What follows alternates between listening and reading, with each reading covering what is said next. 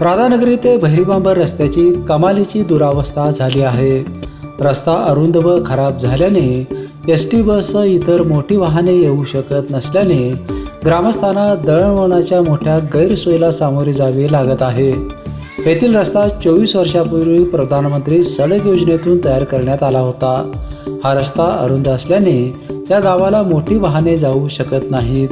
या मार्गावर राज्य परिवहन महामंडळाची मिनी बस येत होती, परंतु परिवहन महामंडळाकडे आता मिनी बस उपलब्ध नसल्याने मोठ्या बसेस या गावाला येऊ शकत नाहीत.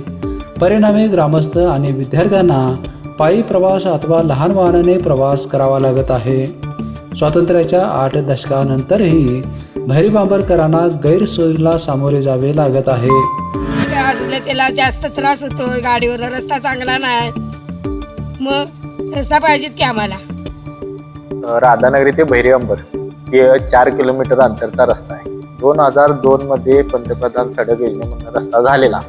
त्यानंतर परत ह्या रस्त्याची एवढी दुरावस्था झाल्या, खड्ड्यात रस्त्यात खड्डे काय समजना झाले आणि याच्याकडं पूर्ण प्रशासनाचं, ग्रामपंचायत जे काही अधिकारी आहेत त्यांचं पूर्ण दुर्लक्ष आहे आणि आतापर्यंत काही याची दाद कोणी घेतलेली नाही.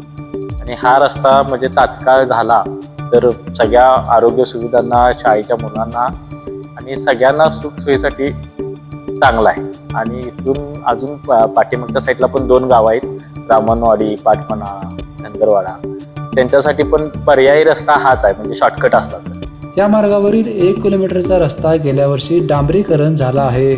उर्वरित 7 किलोमीटर रस्त्यावर खड्ड्यांचे साम्राज्य आहे. या रस्त्याचे रुंदीकरण आणि डांबरीकरण करण्याची मागणी ग्रामस्थांनी केली आहे. VPN साठी राधानगरीहून उत्तम पाटील.